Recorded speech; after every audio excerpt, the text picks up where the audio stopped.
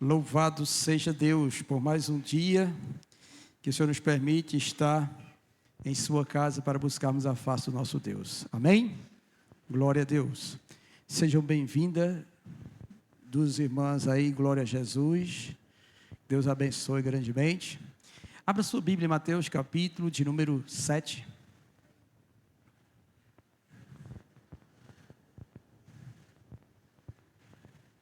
Também o casal lá da GIA está ali também. Louvado seja o Senhor. Seja bem-vindo, irmão.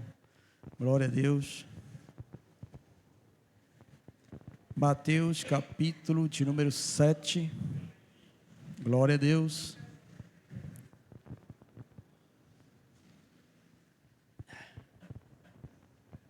Nós vamos ler do verso 7 ao verso 11. Mateus capítulo de número 7, do verso 7 ao verso 11. Todos acharam, amém? Diz assim a santa palavra do nosso Deus: Pedi e dar-se-vos-á, buscai e achareis, batei e abri-se-vos-á. Pois todo o que pede recebe, o que busca encontra, e a quem bate abrir-se-lhe-á.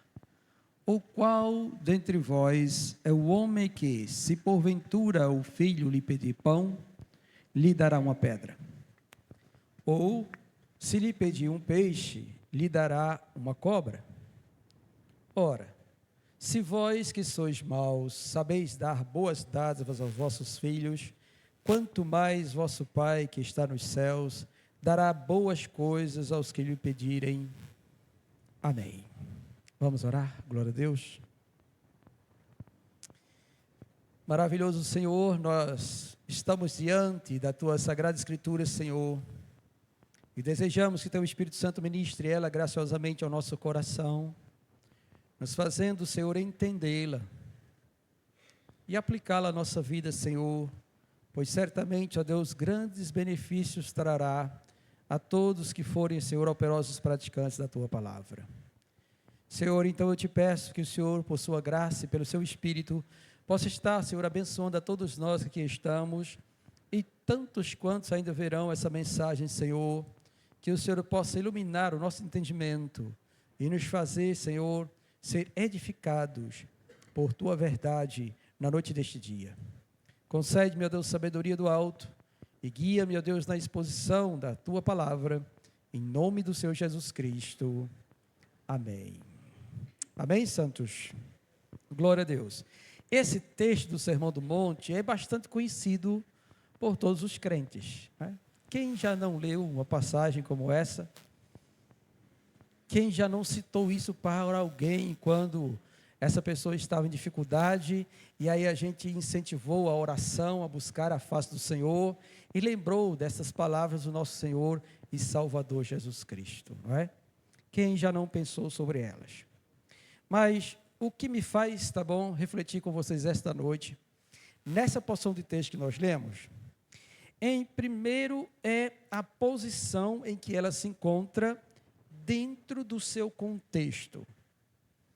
Nós que lemos o Sermão do Monte, que começa no capítulo 5 e vai até o capítulo 7, todo mundo aqui já leu o Sermão do Monte?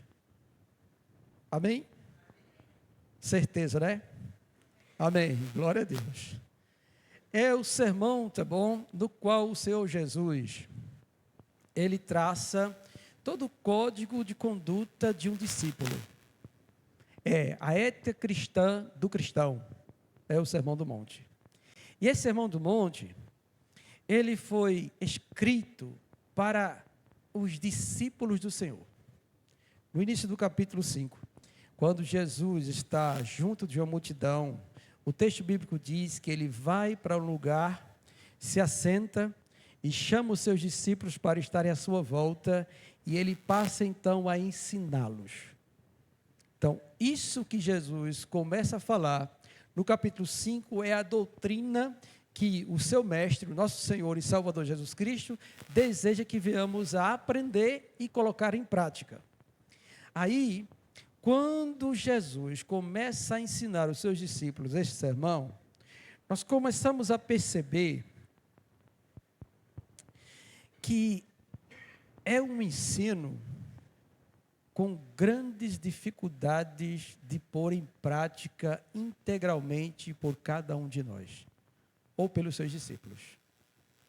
Até porque ele fala da bem-aventurança de ter sido alcançado. Logo nessas bem-aventuranças do capítulo 5, é como se ele dissesse assim: bem-aventurado é você que o Senhor alcançou você e fez de você um discípulo. Graças a Deus por isso.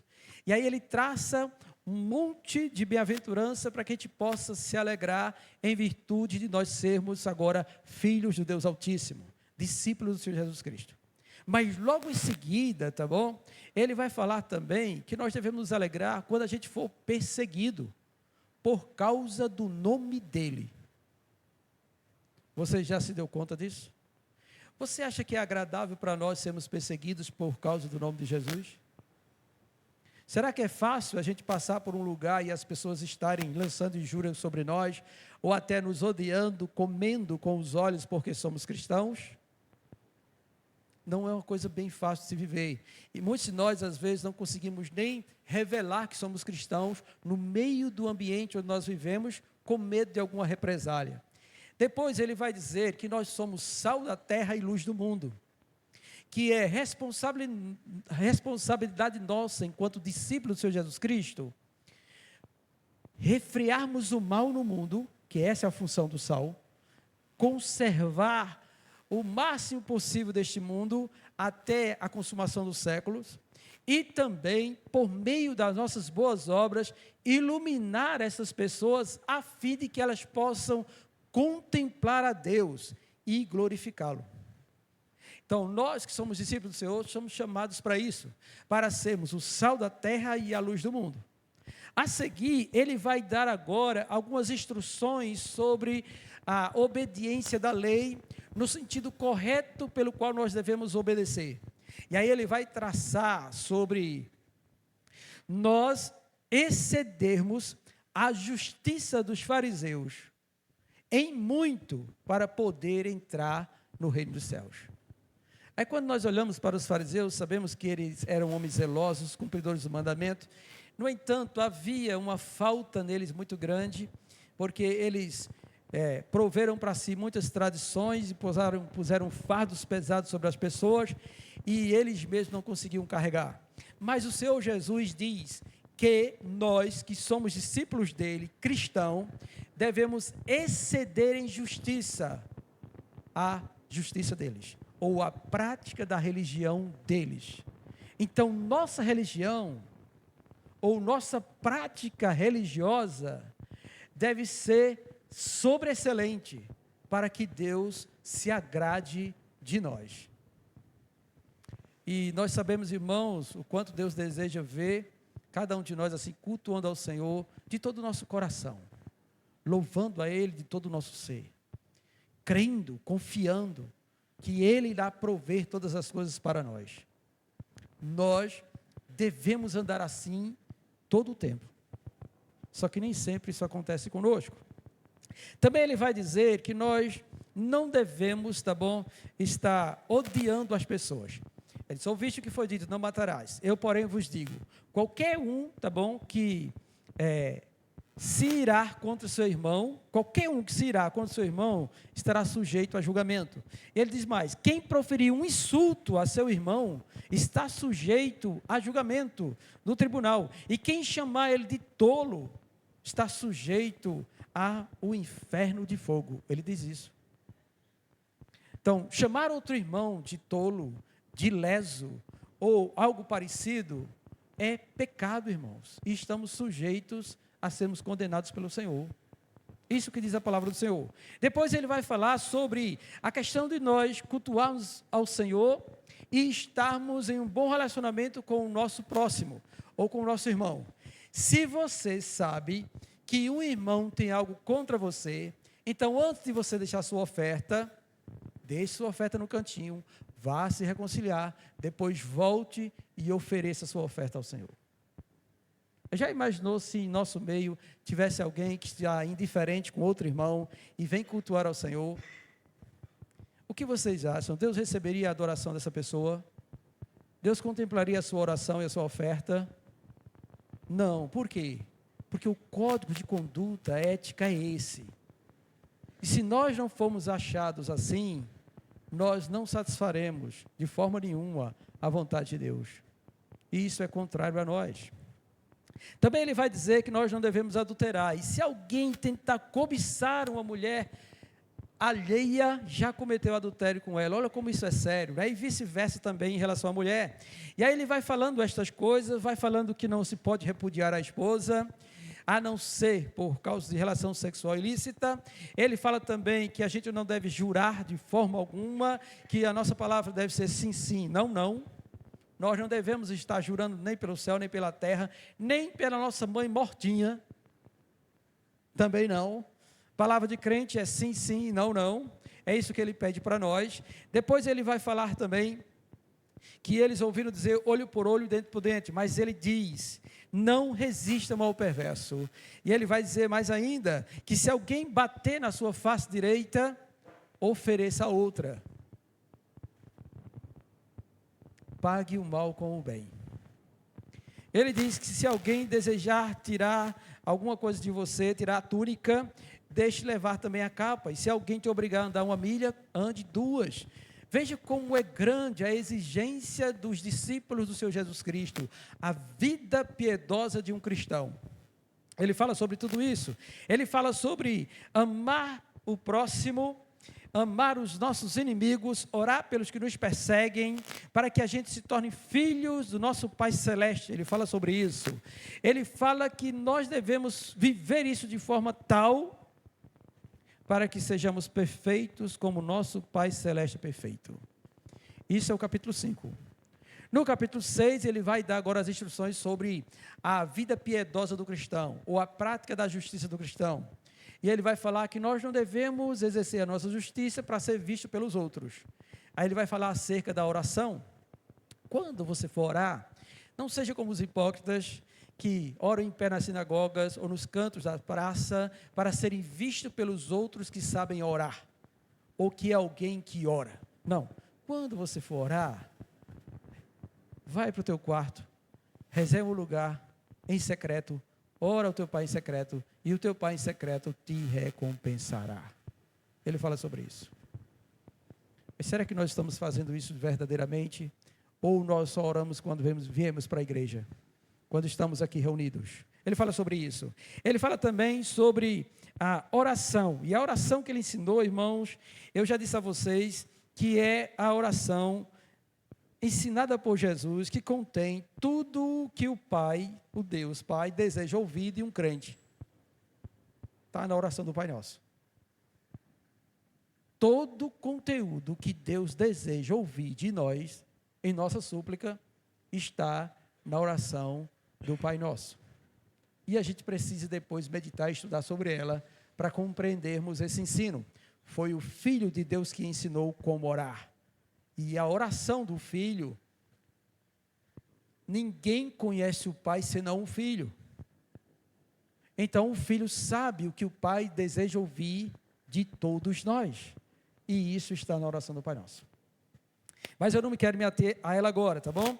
Depois ele fala sobre o perdão, de perdoarmos os outros, para que sejamos perdoados. Fala do jejum também, para que a gente jejue e não pareça que esteja jejuando, para não atrair os olhares dos outros, para mostrarmos que são piedosos. Também vai falar sobre a questão de dar esmola e falar também sobre não acumular tesouros na terra. Não ficar correndo atrás de bens materiais aqui, despendendo grandes esforços, todo o nosso pensamento e todo o nosso tempo para construirmos riquezas e posses neste mundo. Por quê, irmãos? Porque tudo isso passará. E mais, você não sabe se amanhã vai estar aqui, pode ser que amanhã ele chame você.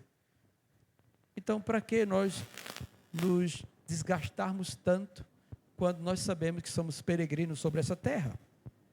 Ele fala sobre isso. Aí, em meio a isso também, ele vai combater a ideia da cobiça que pode aparecer diante dos nossos olhos. A candeia do corpo são os olhos. Então, tudo que a gente põe um olho pode atrair o nosso coração, gerar nós desejos e vontade de ter, de possuir, cobiçar. Então, a gente precisa ter cuidado com isso. E ele fala também que a gente não pode servir a Deus e às riquezas. Nós não podemos dizer que somos filhos de Deus, estamos dispostos a entregar a nossa vida por Deus, e quando aparece uma oportunidade para que eu vá alavancar na minha profissão e até ganhar mais dinheiro para ficar mais rico, mas, no entanto, vai me tirar da presença de Deus, eu corri atrás disso. Ou você há de amar um e aborrecer o outro, desprezar um e amar o outro, se apegar ao outro. Ninguém pode servir a Deus e as riquezas. Ele fala sobre isso.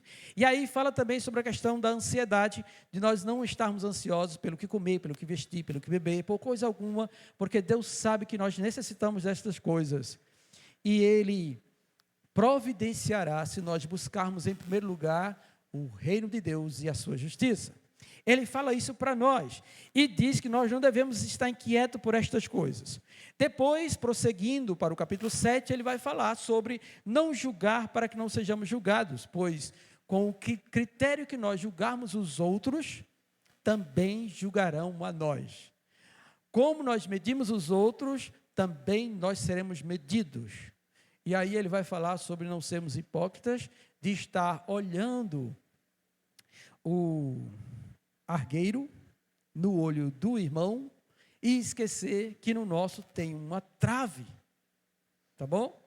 É como se ele estivesse dizendo assim, ó, você não fica apontando os erros dos outros, porque eu posso mostrar o que tem dentro de você, e é maior do que o argueiro do seu irmão. Então tome cuidado com isso, até porque nenhum de nós somos perfeitos diante de Deus, em todos nós encontramos falhas, não é? Aí depois ele vai falar de não dar aos cães o que é santo, nem lancear aos porcos as nossas pérolas, que diz respeito a colocar a palavra de Deus, ou falar das verdades graciosas do Senhor, para a gente que despreza e escarnece essa palavra. Ele fala sobre isso. Aí, irmãos, o que é interessante, que o nosso texto aparece justamente depois de tudo isso. Depois até dele ter ensinado sobre oração, ele agora aqui dá algumas ordens. Esse verso onde tem pedir, buscar e bater, são ordens, todos eles estão no imperativo. Por que ele falou isso neste momento e nessas circunstâncias? Se nós pegarmos o texto isoladamente, nós poderíamos aplicar para todas as coisas que nós necessitamos e buscamos, como saúde, porta de emprego, ou qualquer outra coisa dessa natureza. Mas, na verdade, quando nós olhamos e percebemos que todo sermão ele tem uma trajetória e existe um contexto, nós vamos perceber que parece estar na mente de Jesus algo assim. Pode ser que alguém olhe para todo esse ensino que Cristo acaba de dizer e falar, isto é impossível do ser humano cumprir. Todo esse código que foi dado aqui por Jesus. É impossível.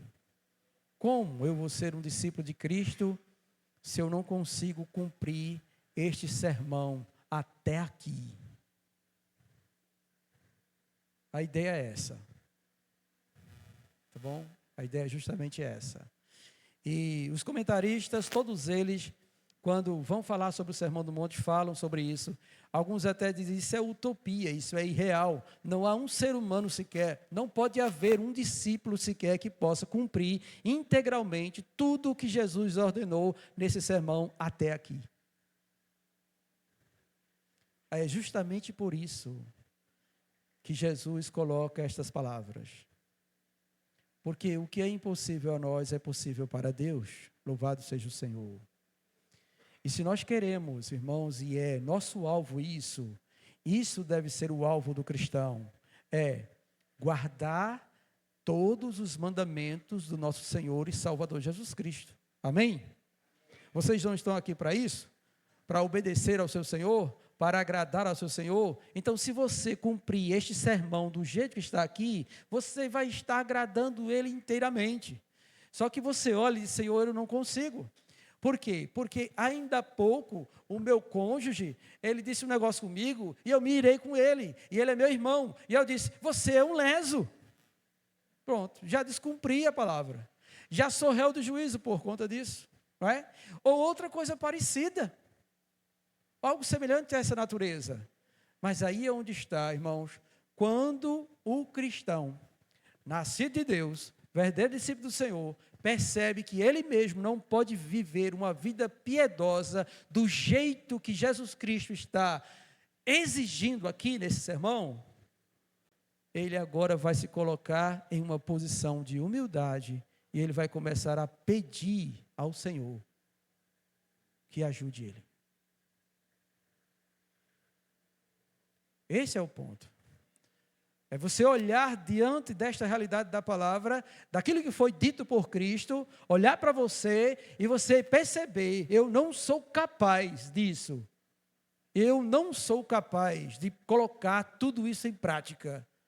Eu não sou capaz de me apiedar dos outros. Eu não sou capaz de dar ao necessitado. Eu não sou capaz de amar aquele que me injuria. Eu não sou capaz disso. Então você se põe em humildade diante do Senhor e vai pedir. E o texto bíblico diz que quando você pedir, Ele vai fazer.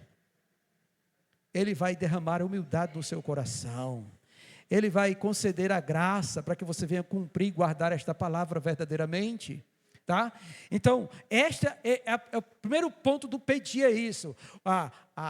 Esta ordem de pedir invoca que você tenha fé em Deus, que pode operar no seu coração, a fim de transformar você, para você cumprir este sermão inteiro. Este código de conduta do Senhor.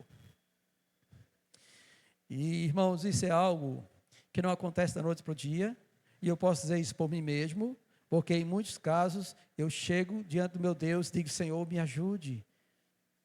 Me ajude. E obviamente Jesus Cristo também sabia, porque nós não fomos eliminados, não foi eliminado de nós a nossa natureza pecaminosa. Ela está presente conosco. E os nossos olhos ficam atraindo a gente para várias outras coisas e esquecemos de viver a vida piedosa que realmente Cristo quer que a gente venha viver.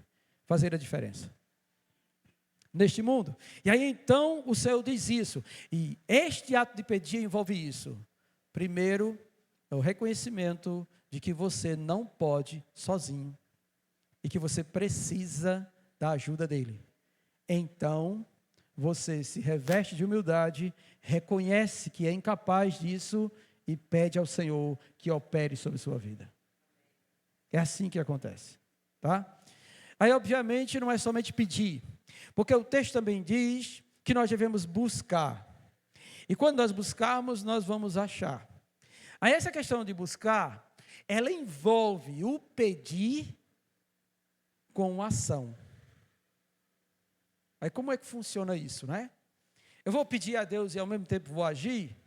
Alguns dizem, não, você pede e fica aguardando. Não, tem casos e casos. Tem casos que você vai ter que pedir e aguardar em silêncio.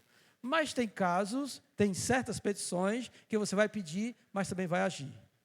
Por exemplo, se você pedir a Deus para lhe dar sabedoria na palavra, Senhor, me dê sabedoria e entendimento na sua palavra. Bom, você está pedindo, tá bom. Agora, se você não lê as escrituras, vai chegar?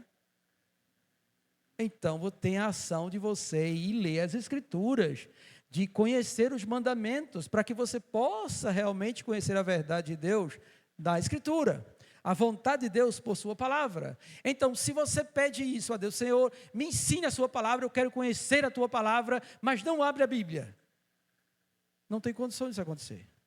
Não vai cair assim do céu, dentro da sua cabeça, não. Você vai ter que ir agir no sentido de pegar as Escrituras e sair meditando nela, lendo e lendo e lendo e lendo. Então, se você pede dessa forma, ou busca dessa forma, chega uma hora que Deus dá.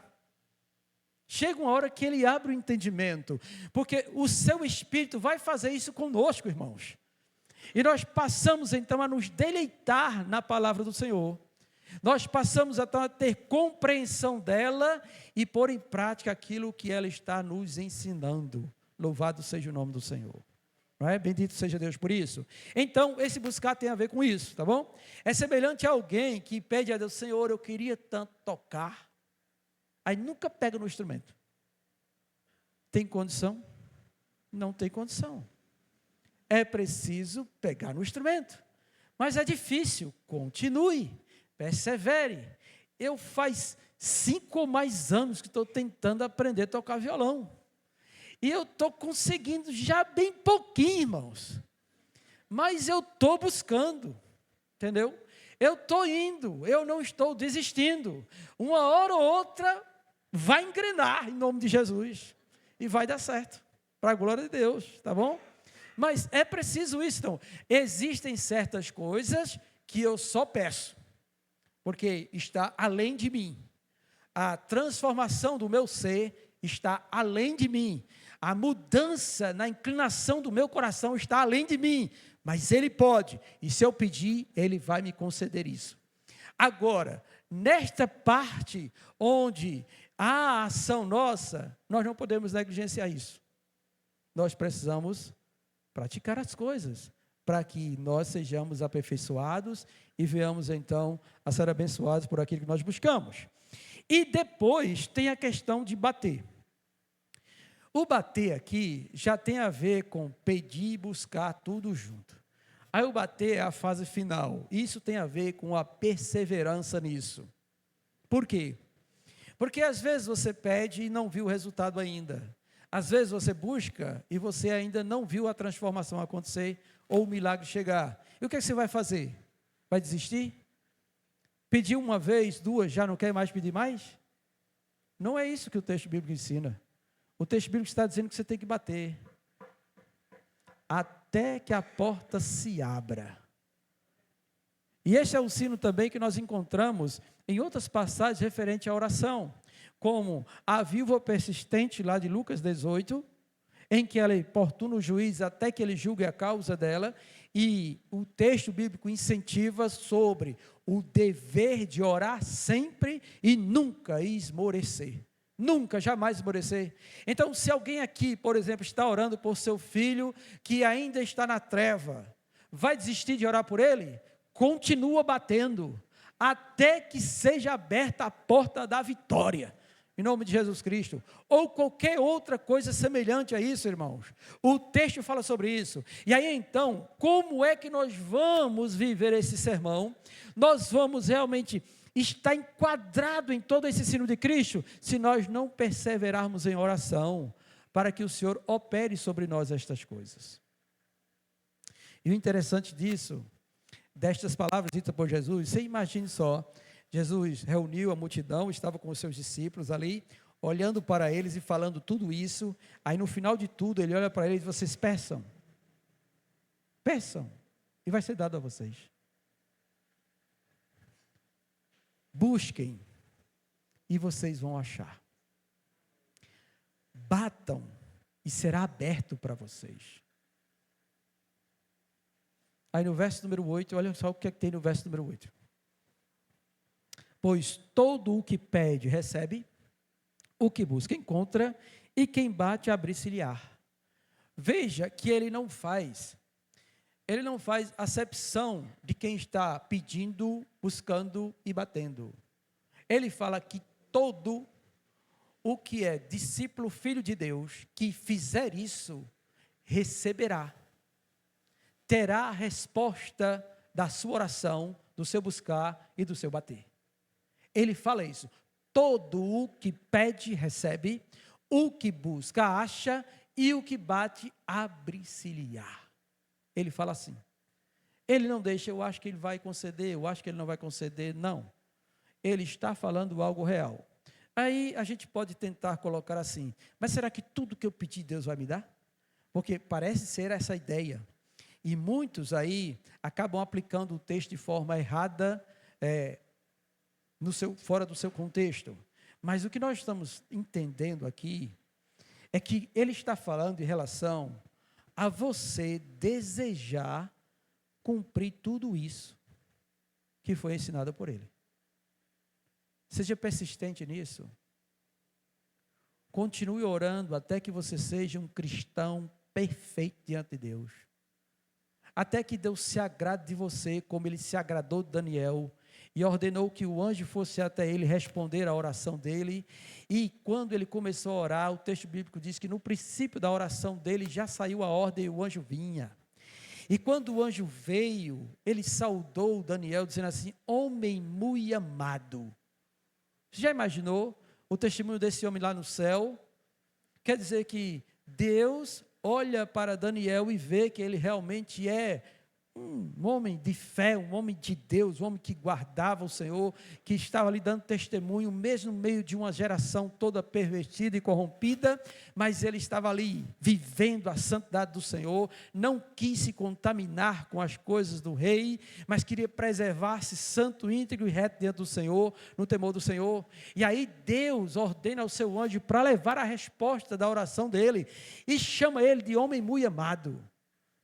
Quiçá isso acontecesse conosco também, irmãos, de que nós, quando chegarmos a esse nível de discípulo do Senhor Jesus Cristo, um crente genuíno, alguém que ama a Deus e que procura viver esta palavra verdadeiramente, quando nós nos colocarmos de joelhos e orarmos, já no início da súplica, antes de concluirmos, Deus já ordena vir a bênção até nós.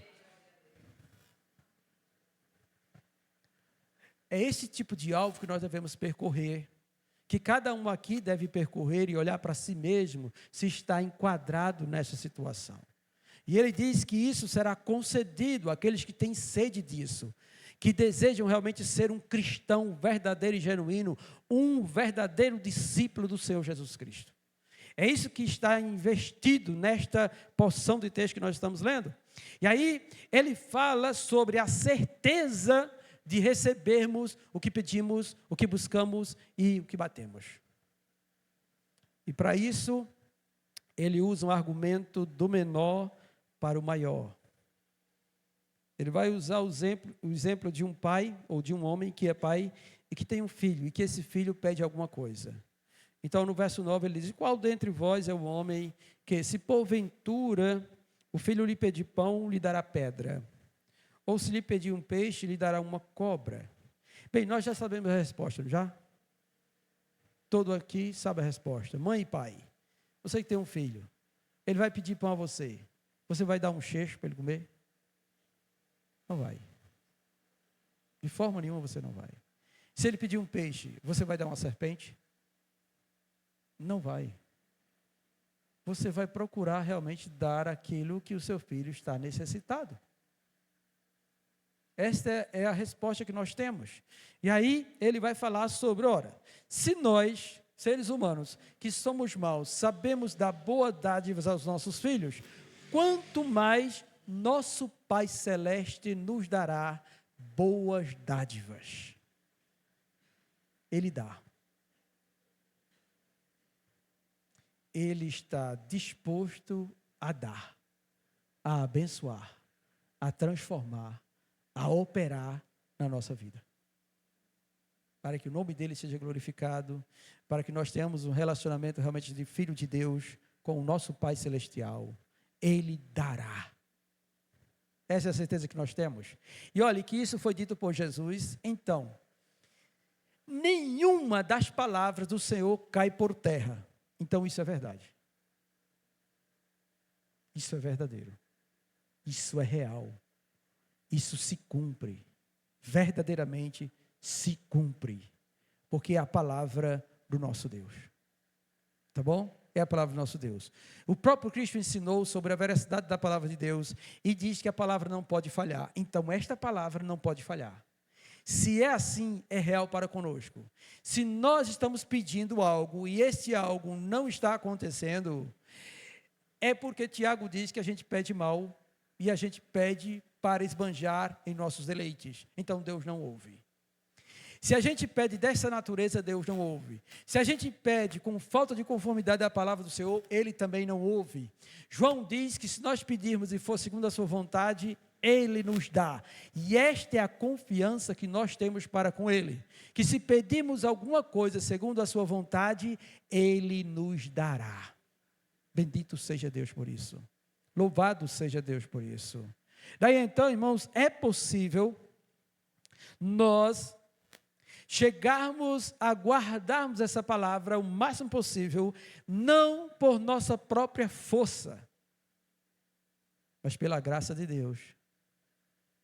E que se nós pedirmos a Ele, que Ele realmente modele a nossa vida, o nosso coração, Ele irá nos transformar. Tá bom? Ele irá nos transformar. E o que será que nós vamos pedir então, irmãos? Tudo aquilo que está relacionado a esse sermão. E mais ainda, nós devemos pedir que o Senhor nos ajude a amar a Ele. Acima de tudo.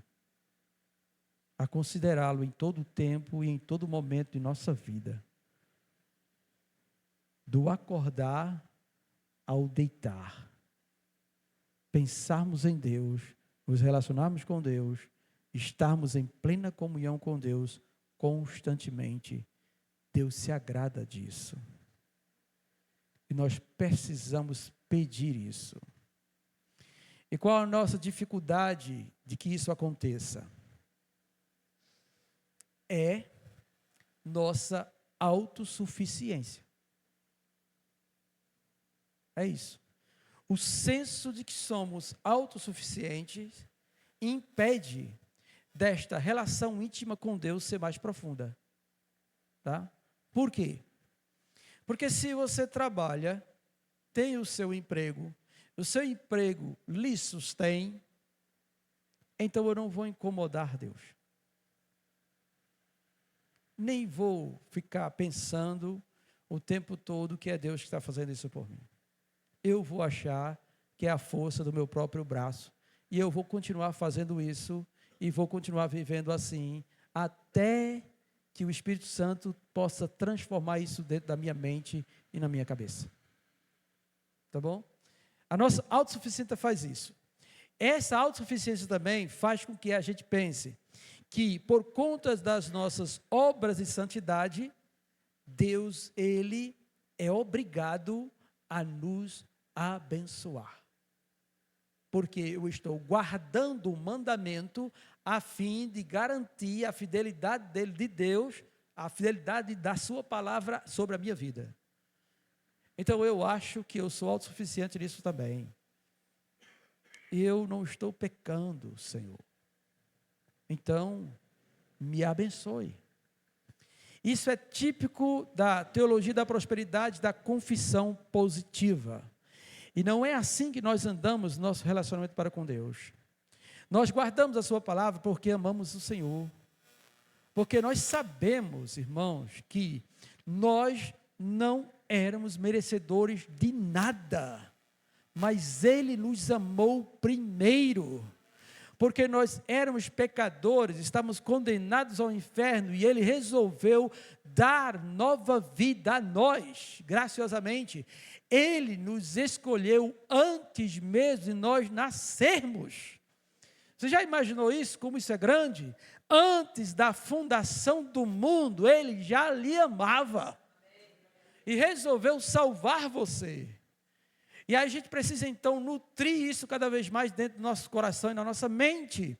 E saber que nós não somos autossuficientes, nem somos super crentes, nem na nossa força atrairemos o olhar de Deus. Não, Ele faz isso por amor. Graciosamente Ele resolveu abençoar todos nós, nos dando nova vida e nos trazendo para perto dEle. Então que tal a gente começar a pedir isso ao Senhor? Transforma o meu ser. Abre os meus olhos para te ver. Ensina-me a amar a ti sobre todas as coisas, porque este é o primeiro e grande mandamento. Ajuda-me a consagrar a minha vida para que ela agrade a ti, Senhor. Me ajuda. Me ajuda, Senhor, a dar testemunho de ti no meu viver com as minhas obras, sendo bom como o Senhor é bom para quem quer que seja. Senhor, ajuda-me, eu preciso disso. E é isso que tem a ver, tá bom? Essa porção de texto que nós acabamos de ler é um pedido, uma ordem de Deus, e nós clamarmos a Ele para que Ele nos ajude a sermos o que é exigido nesse Sermão do Monte. Quando eu li sobre isso, pensei sobre isso, eu mesmo, irmãos, eu curvi a minha cabeça e pedi a Deus que me ajudasse. Eu não sou capaz de sozinho fazer estas coisas. Eu preciso do Senhor. Cada um aqui precisa do Senhor. Todos nós precisamos do Senhor. Nós precisamos estar em constante oração para que isso se torne uma realidade. E outra coisa que a gente precisa entender é essa questão da perseverança. Por quê? Porque não é de uma vez por todas que isso acontece. Tá bom? Que hoje você pode ouvir uma palavra como essa, se quebrantar todo, chegar ainda hoje na sua casa, no leito da sua cama, orar a Deus com o coração contrito e até derramar lágrimas diante do Senhor, confessando que você precisa dele, e ele vai derramar uma paz no seu coração. Mas na semana que vem, pode ser que alguém pise no seu dedo, e aí a fera volta de novo. E você começa a agir carnalmente novamente. Por isso, a constância, a perseverança na oração, de manter-se assim, é de suma importância para nós que somos cristãos. Tá bom? Que somos cristãos. Nós estamos vendo aí, nos dias de hoje, líderes que se elevaram demais e que estão agora apostatando da fé. É uma tristeza para nós, irmãos. Ver tanta gente de renome que antes conduziram tantas pessoas a Cristo, agora estarem dando mau testemunho e desviando muitos, e levando muitos para um caminho torto e errado. Mas louvamos a Deus, porque ainda existem pessoas que querem ver o povo de Deus andar de modo digno diante do Senhor. E esse é o meu desejo para nós esta noite. É que o Senhor possa usar esta palavra para transformar o seu coração. Que você ponha-se diante do Senhor, peça com humildade, busque ser esse cristão do Sermão do Monte. Bata, persevere até você ser assim, para a glória de Deus Pai. Amém? Vamos orar por isso? Vamos pedir que Deus transforme o nosso ser? Então, vamos ficar de pé um minuto, glória a Deus.